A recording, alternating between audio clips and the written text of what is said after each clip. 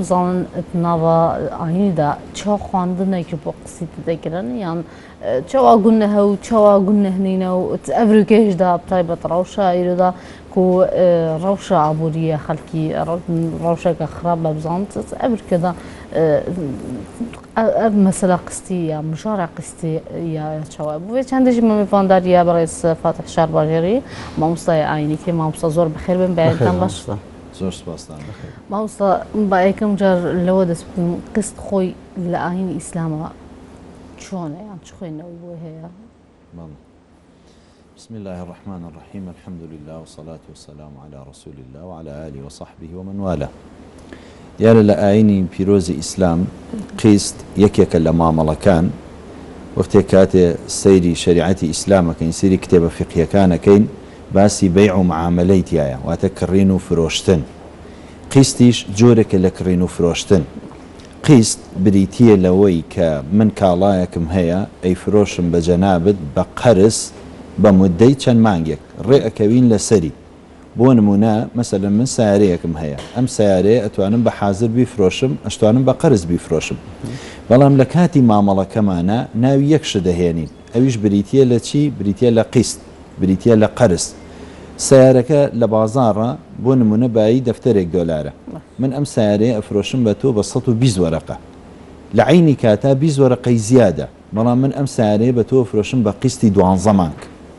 جا لە 12 مانگەکەیە بۆی هەیە ئەم کەسە پێشەکیەکەی لە 140 وەرئەگرێ لە 160 وەرئەگرێ باقیەکەی کە ئەمێنێتەوە دابەشی ئەکا بەسەر 12 مانگەکەیە. لەو کاتەیە کە ڕێکەوتن لەسەر ئەم مامەڵەیە ئەوەی کە ئەمێنێتەوە بۆ نمونە 60 وەرگرتووە 60 ماوە ئەم 60 نابێت ببێ بە 61 لە دوای مامەڵەکە لە دوای ئەوەی کە مامەڵە کۆتایی پێهات ئێستا تۆ قەرزاری منی 60 وەرەقە 60 شت پێشەکی یاوە ئەم 60 وەرەقەیە 1 سنتی نابێ بچێتە سەر لە دوای مامەڵە بەڵام پێش مامەڵەکە چەندێک زیادەی لێوەربگرێت دروستە ئەوش بە ئەندازەی ئەوەی کەیتر ئەو کەسە زەمیری خۆشی مرتاح بێ کارێکی وا نەکە گیرفانی کابرا هەڵتەکێنێ ئەو وێران بکە گیرفانی خۆی پڕکە. ئەمە شێوازی قیست ئەسڵەکەی ئەمەیە. هەوسە لە کۆنا بڵمان لە چێشتی جەورا باس کرا ینی ئەڵێ لە کۆنا بواوترا مەسەڵەن توانن تا حاصڵات پێگا تا گەنم پێگا و ئەدرێتەوە درێنەکرێ مەسەڵەن شتێکی یاوەرگرتووە لەو کاتەیە پارەکەیان داوە ینی ئەو کاتانی ئەم شتە دروست بووە بۆ نمونە ئێستا کە کەسێک مامۆستایە یان فەرمانبەرە باڵێ ئەو قیسی کە وەرێگرێت سەری مانگ پارەکەی ئەیە بە ڕێژەیەکی دیاریکراوە ئەم پارەی کاچێتە سەری حرام نییە؟ خۆی پارە چوونە سەرەکە وەک ئەرزم کردی لە ئەوەڵەوە بڕیاری بێ لێ درابێ سیارەکە بایی دەفتەرێکە ئەم بە 120 ئەیفرۆشێ دوایی بۆی نییە بیکە بە 121 یعنی کە کۆتایی پێهات ئەنجا قیستەکان دابەش کراوە بەسەر مانگەکانە ئەم لە سەری مانگە قیستی خۆی ئەدا یا موچەکەی وەرگر ئەڕوا قیستەکەی خۆی ئەدا.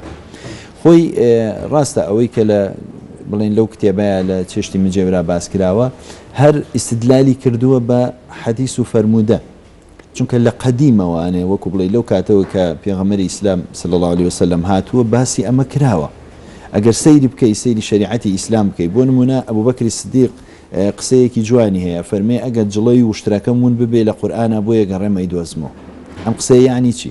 یعنی ئەوەی شتێک نییە لە قورئانە باز نەکرابێ شتێک نییە لە دینە باز نەکرابێ زۆر بە واضحی بەڕوونی چونکە لە زمانی پێغەمبەر صلی الله علیه وسلم کۆمەڵێک هەبوون کە تیجارەتیان نەکرد ئەچوون بۆ یەمەن ئەچوون بۆ شام خەڵکێکی فەقیریش هەبوو کە توانای هیچی نەبوو بەڵام خۆ مەجبور بوو قوتەکە بکڕێ گەنمەکە بکڕێ جۆیەکە بکڕێ مەسەن ئەوەی کە پێویستی ئەو کاتە بووە وەری ئەگر لە کابرای وەر ئەگر بەس ئەویش بە زیادە ئەیدایە پێی ئەوەت هەتا مەسەلەن ساڵی ئایندە ساڵێکی بۆ دیاریە کرد یا 6 مانگی بۆ دیاری ئەکرد لەو کاتەیە مقدارێ پارە بوو بۆی دیاریە کرد و پارەکەی پێ ئەدا کەواتە ئەمە لە شریعەتی ئیسلامە زیادە دروستە لە قیستا وەربگیرە بەڵام بە شەرتێک لە دوای مامەڵە نەبێ بەداخەوە هەندێک لە کۆمپانیاکان هەندێک لە بازرگانەکان ئەچن لە دوای مامەڵەش جارێکی تر زیایی سەرئەخا بۆ ئەڵێ عەفو ئەڵێ لە وەختی خۆی پارەکەی نەداوە کە پارەکەی نەداوە زیایەکی خاتە سەر زیادەکە بێ بەسوو بێ بە ڕیبا ئەوە حرامە.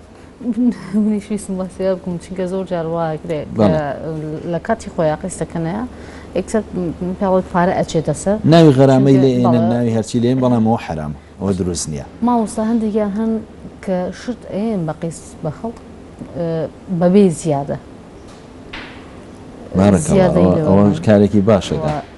یعنی ئەڵێ نووسیوێتی بە حازر و بە قیست وەکو یەکە، ئەمە یارمەتیەکی زۆر باشە بە تایبەت بۆ چینی فەرمانبەر.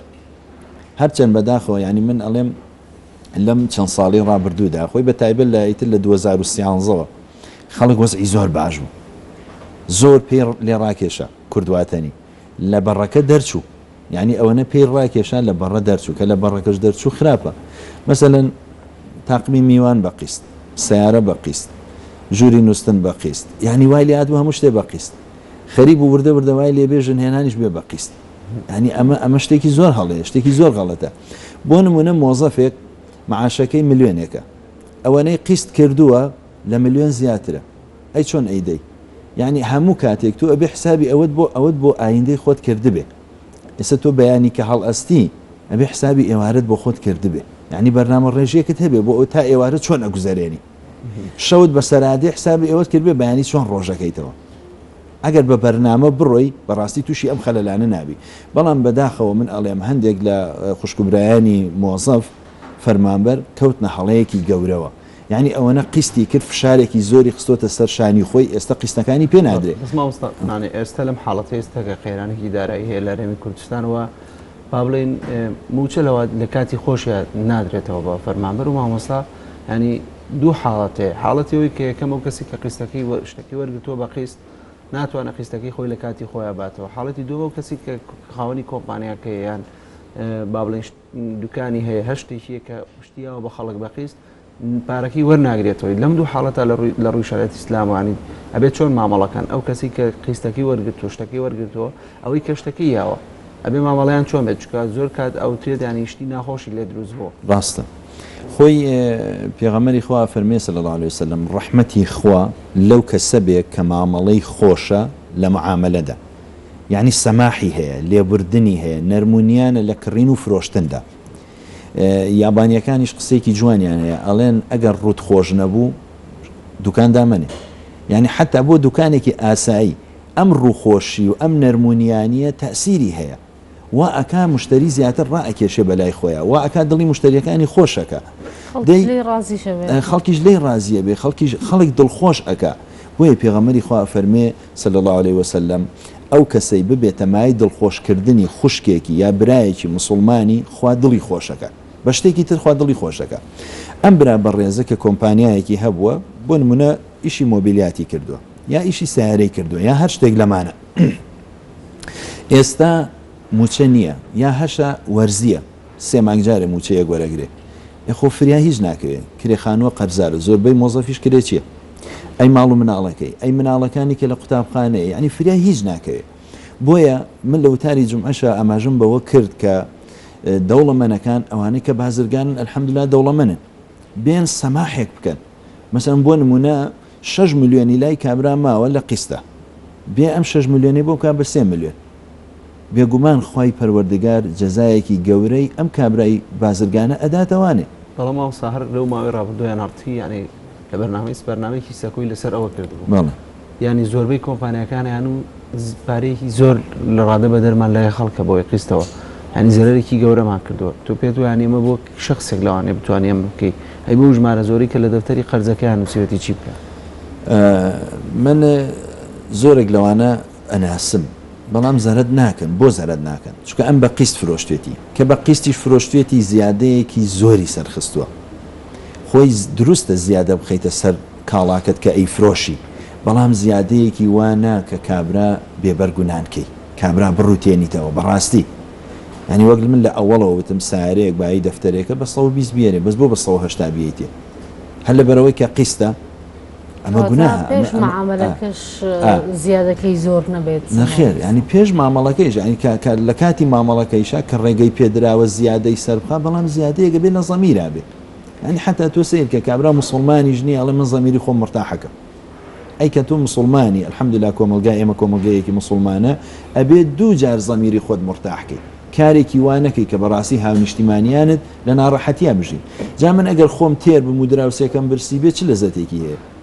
من با هەر کۆمپانیام هەبێ و با شتی باشم هەبێ و با سیارەی جوانم هەبێ و با نازانم باڵەخانی باشم هەبێ بەڵام هاونیشتیمانی و خەڵکەکە هەمووی هەژار و داما و بێ ئەمە چ لەزەتێکی هەیە ئەسڵ وایە لە ناو کۆمەڵگادا ئێمە وەکو یەکتری بژین ئێمە گلەی لە بەرپرسەکانەکەین ئێوە لە چ ژیانەکان و میلەت لە چ ژیانێکایە بەڵام بەڕاستی هەنێجات دەوڵەمەنیش لەو ئاستایە خۆی لە چ ژیانێکایە فەقیر لە چ ژیانێکە ئەڵێ من شەو ڕۆژم قسۆتە سەرێک بۆ ئەوەی ئەم ژیانم دروست کردووە بارەکەڵڵا پیرۆزت بێ بەڵام وەرە تۆزێک وەرە خوارەوە لە ژیانەکەی خۆت خوا خۆت ئەم دنیا هەر ئاوە ڕوون نابێ ئەی قیامەتێک نییە بەس بۆ قیامەت بۆیە ئێستا کەسێک کە مامەڵە ئەکە خێر بکە یا قەرز بدە خێری قەرز زۆرترە هەتا وەکو ئەوەی کە تۆ 100,000 بدەی بە کەسێک و بڵێ فی سەبیلیلا بڕۆ بە خۆت بیخۆ ملیۆنێکی یەدەیتێ بە قەرز خێرەکەی ئەم قەرزە زۆرترە کە دوایی ملیۆنەکەشت بۆیێتەوە بۆیە جێی خۆیەتی دەبازرگانەکان دەوڵەمەنەکان ئەوانەی خاوەنی کۆمپانیان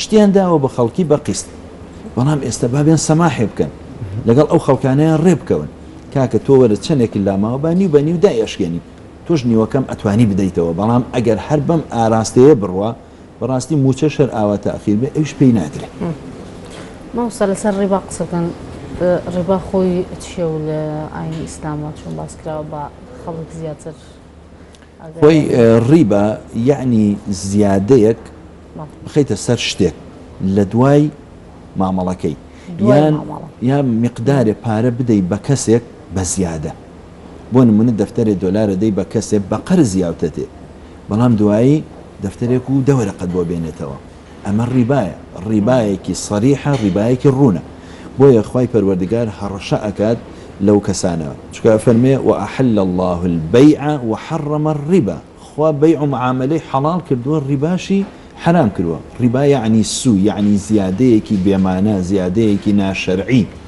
بۆیە ئەفەرمێ ئەوەی کە ڕیبا وەرئەگرێ و ڕیبا ئەخوایە ئەوەی کە ڕیبا ئەدا فەئذەنوا بحرب من الله با ئیعلانی شەڕ بکە لەگەڵ خوا جا ئایم بەخوا بێری ئەتوانین شەڕ لەگەڵ خوا بکەین ئەوسانەکات ینی ئەو مەوزوعی ڕیبا لەگەڵ ئەم قیستە خەڵک لێ ئەترسیا لەوانەیە وەکو ئەوی بچێتە ئەو بابەوە هەنێ قیست هەیە تێکەڵ بۆ بەڕیبا یعنی لە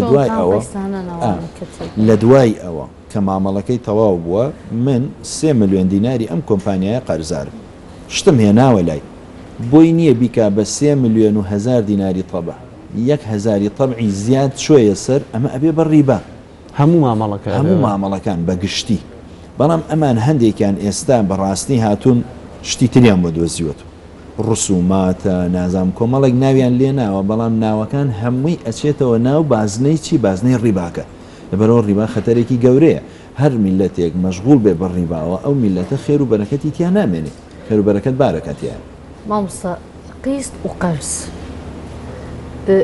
زیاتر وابزانم قەرزەکە کەوێتە قاڵبی ڕیبا چونکە قەرزەکە بە یەک جار ئەیتۆ بۆ پارەیەکی زیادەوە بەس قیستەکە ماگانەیە نازانم ئێوە چ خوێنتان خۆی قەرزەکە وەکو بڵێ یەک ئاراستەیە یا بە یەک گوژمەیە بەڵام قیستەکە بە چەند جارێکە ئێستا تۆ ئەچی لە بانقێک قەرز وەرەگری ئایا ئەم بانقێکی ڕیبەویە یا بانقێکی قەرزول حەسەنەیە بێگومان ڕیبەویە چونکە ئەم بانقە هی کۆمەڵێک خەڵکە پارەی لێدانێ یا هی حکومەتە یا هەرچی هەیە تۆ ئەچی مقدارێ پارەت ئەوێ مەسەلەن خانووەکەی ئەچی 50 وەرەقە وەرەگری ئەو هەر لە جێیە 40 وەرەقە ئەدا بە تۆ 50 لەسەر تۆیە یعنی یەکسەر ئەو 2 وەرەقە خێری خۆی وەرگرتووە بەڵام ئەمە خێر نییە ئەمە ڕیبایە ئەسڵ وایە لە ناو کۆمەڵگادا کە ئەم قەرزە هەیە قەرزول حەسەنە بێ نەک ڕیبا بێ کاتێ پارە ئەدەین بە یەکتری مامەڵە لەگەڵ یەکتریەکەین لەسەر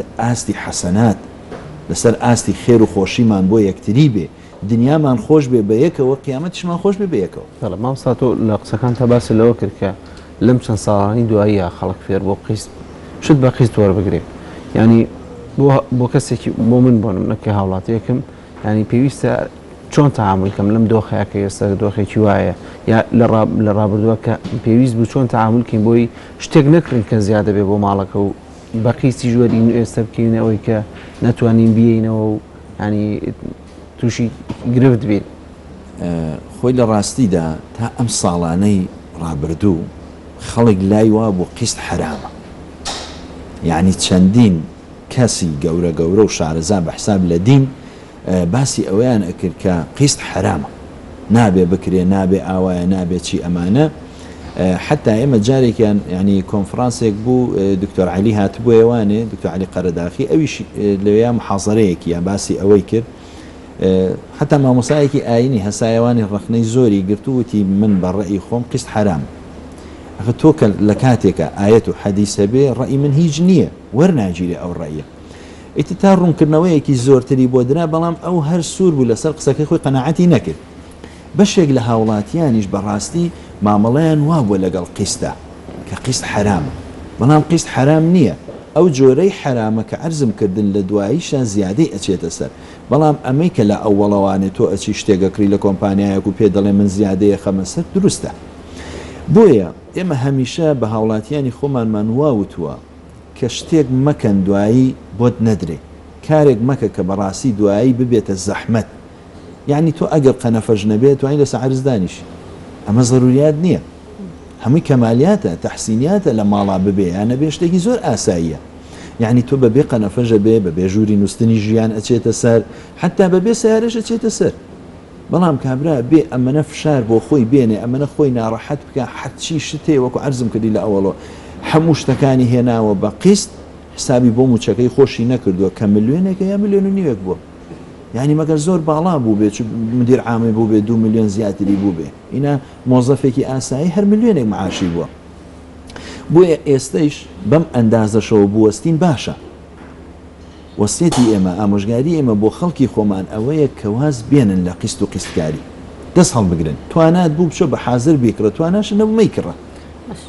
ئەوەی تریش کە ماوە عەفو جارێکی تر من ئەڵێم بە بازرگانەکان و ئەمانش کە قیستیان لایە بچن مصالحە بکەن لەگەڵیان. چۆن ئێمە لە وتاری جومعەیەکە باسی مصالحەی نیشتیمانیمان کرد کە با هەموو لایەنەکان بێن یەک بکەون، با هەموو خەڵکی بێن ئاش ببینەوە لەگەڵ یەکتری. یعنی من لە جێی چی عەفو لە جێی چی لە مزگەوتەکەی خۆمان لەگەڵ کۆمەڵی خەڵکە کێشەم بێ، وەرن بە ئاش بینەوە. ئەم ئاش بوونەوەیە وەک بڵێ ئەم پێکەوە ژیانە وامان لێیەکە کە بەڕاستی خێر و خۆشیەکانمان ناڕەحەتیەکانیشمان بەیەک و دابەشکرد. مامۆستام ئاشبوونە و ئاشتەوەیە مامۆستای ئاینی چەند کاریگەری هەیە، یان قسەکانیەوە چەند کاریگەری هەیە، چەند ئەبێت مامۆستای ئاینی یەک وتار بن لەسەر ئەم ئاشتەواییە قسە بکەم بۆەوەی خەڵکەکە ئاش بنەوە. خۆی ئێمە ینی بە فەزلی خوا، ئەوە هینی خۆمان نییە، فەزلی خوایە، قسەی مامۆستا جێ ئەگرێ.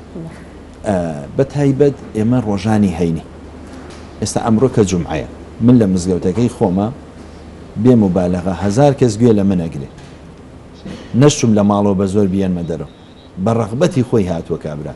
بۆ چونکە ئەڵە واجبە لەسەر شانم کە بچم جومعە بکەم، بۆ خۆی هاتووە لە مزگەوت دانیشتووە. هەموو مزگەوتەکانی شاری سلێمانی ئێستا 143 مزگەوت لە سنووری سلێمانی جومعەی تیاکرێ، کە جاران لە سلێمانیە 6 مزگەوت وردە زیاد بووە. یعنی ئەمە ئەگەر حسابی بکەی خەڵکێکی زۆر ڕوو ئەکاتە مزگەوتەکان، خەڵکێکی زۆر ڕوو ئەکاتە مزگەوتەکان.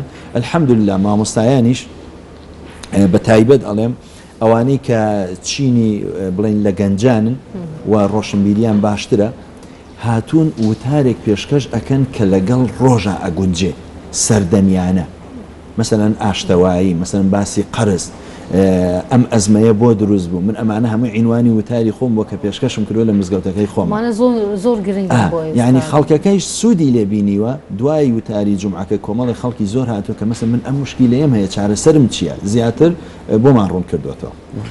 زۆر سپاس مامۆستا، سپاسیەوە دەستان خۆش سپاس حشار ڕۆژێ مامۆستای ئاینی دیێ مەدامی زۆر سپاس. بەخێر بێت.